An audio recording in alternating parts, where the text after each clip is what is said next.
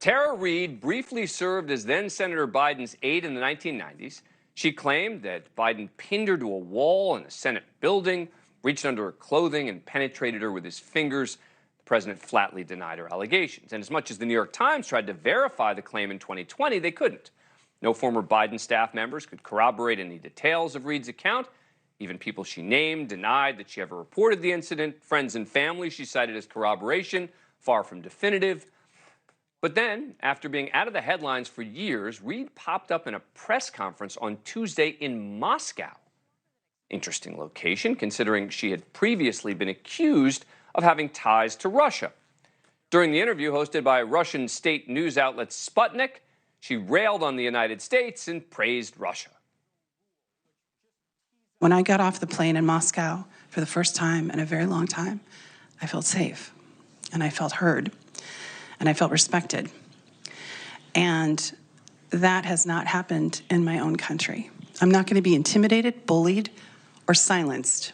I'm going to speak out, and I'm willing to speak under oath about the corruption I witnessed, about the crime I experienced. For someone who wants to build a case, potentially testify, I'm not sure a press conference in Russia is going to bolster her credibility. Reade went on to thank her friends in Moscow for their help, including the woman sitting next to her, Russian spy Maria Butina, who was previously convicted and sentenced to prison in the United States for conspiring to act as an agent of Russia. Reade then put out a request to Putin. I'd like to apply for citizenship in Russia from the president of the Russian Federation, Vladimir Putin, and hopefully Maria Butina can help me with that from the State Duma. I don't know what will happen with that, but I do promise to be a good citizen, and I promise to move forward with my life in a positive way. Did I mention she also wants to keep her U.S. citizenship? Things only got more bizarre as the press conference went on, as she spewed various anti-American propaganda. I wanted to remind people at home in America how our history is being rewritten in schools and things. It's really disheartening. It's very sad that America has chosen the wrong side of history in this moment and are actually funding, extremists and Nazis. She didn't stop there. She hit on the U.S. economy, the country's role in the Russia-Ukraine conflict, and she has a message to tourists.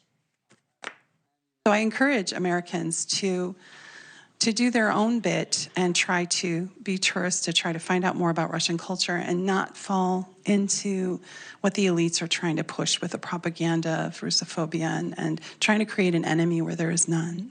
Yeah, it's a good time to visit Russia, from what I understand. Don't mind the trumped-up charges against the Wall Street Journal reporter, and et cetera. And welcome to Russia. That was only 20 minutes into a more than 4-hour conversation. And so her comments make you wonder, is it possible that Reade has been a Russian agent all along? It's not the first time she's spoken highly of Putin. Many of her tweets now deleted. One from September 2019 says, "I agree many Americans recognize the anti-Russian propaganda and support President Putin." Reade has called her praise for Putin misguided. Today, National Security Council spokesperson John Kirby told reporters he's not sure of her motivations. Again, I would let this prospective Russian citizen speak for her intentions and motivation, but whether this particular move by this particular individual is some sort of Russian information op or propaganda campaign, I just don't know. Joining me now is Michael Isikoff, Chief Investigative Correspondent at Yahoo News and author of Russian Roulette, the inside story of Putin's war on America and the election of Donald Trump. He has followed this case closely. Before I get into some specifics, this is bananas. Is it not? Right? Series of events, yeah. Not anything that I think we could have expected. And it's certainly not going to do anything to bolster her credibility. Just a few months ago, some Republicans were talking about bringing her to Capitol Hill to testify about her allegations. I think it's pretty much off the table at this point. She says, I'm prepared to testify under oath. To who? Yeah. Right. The Russian Duma?